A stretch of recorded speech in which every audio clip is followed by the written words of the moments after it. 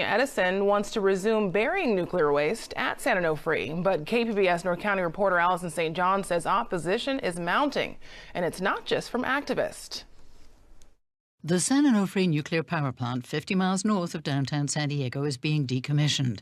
The distinctive domes will eventually disappear, but the site is being turned into a nuclear waste storage site, or dump, because Congress has not found a long-term solution to the problem of what to do with high-level nuclear waste.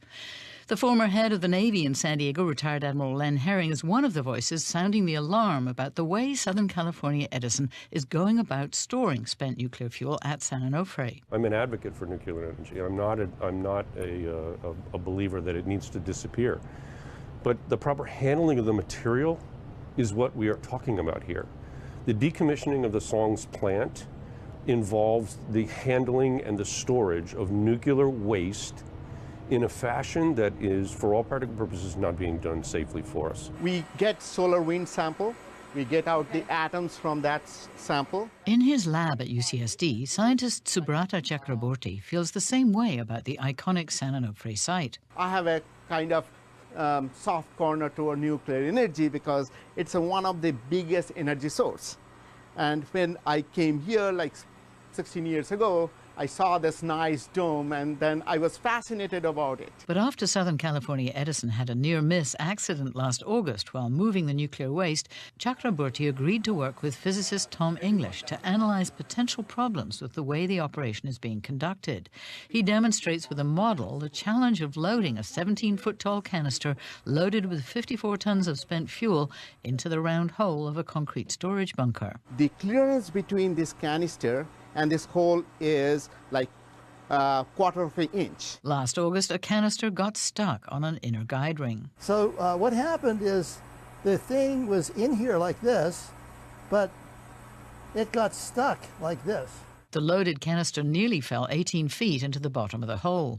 This crisis was narrowly averted, but English and Chakraborty point out that a Nuclear Regulatory Commission report on the near-miss accident says virtually all of the 29 canisters already loaded likely got scratched repeatedly on the way down. Well, let's suppose they get it past the ring a little bit. Okay, then they're going to continue the process of move it down a little bit, move it a few inches here, move it there. And what's going to happen is every time you move it, this giant weight of 54 tons bangs into the canister, bangs into the ring. When it bangs in, it makes a gouge. So what we've done is we've made some calculations about how deep those gouges are. We are in the 21st century, and the technique they are using, when the Egyptian 3,000 years ago, they use the same technique. English and Chakraborty say scratches on the canisters open up new surfaces that are vulnerable to chemical reactions, and that could result in corrosion cracking over the long term. It would lead to crack and cracking of the cylinder because these cylinders are not that thick. This is only 5/8 inch thick. So this is potentially a big issue. Chakraborty says Holtec International, the company that designed the storage system, has included no sensors to detect potential damage. Edison has resisted suggestions to pull the canisters out to check them, though NRC regulations require the canisters be retrievable. At a community engagement panel meeting in November, Tom Palmisano of Southern California Edison responded to a question about the problem of leaving scratched canisters in storage. Per the NRC, they're damaged to all the canisters. Why are you still wanting to load if the canisters are damaged already? When and how will you fix damaged canisters? Again, I think if the damage is referring to the incidental contact that causes shallow scratching, we don't see that as an immediate issue. The scratches are shallow, well below an acceptance criteria for an acceptable scratch. The oxide layer reforms in these storage vaults. So, quite frankly, we don't have a short-term concern with that. It becomes a long-term aging management concern. But that is exactly the problem, says Chakraborty, who notes that there's no guarantee or even likelihood the waste will be moved within the next few decades. The problem is right now, this level here, the bottom of this cylinder, is 18 inches above the mean sea level.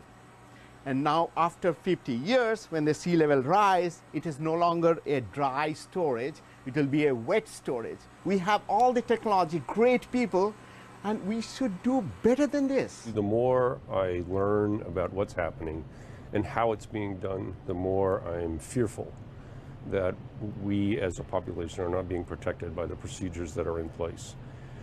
The aspects and efforts that are being done for what I believe now is for the sake of money is in fact putting all San Diegans at risk. Herring is calling for a halt to the process of burying the remaining 44 canisters of spent nuclear fuel. We need to stop, take a break, go back to square one, force the individuals to do the right study and with the right solution so that it does not put San Diego at risk. The Nuclear Regulatory Commission has said it will not give Southern California Edison the go-ahead to resume burying the waste until after a public conference.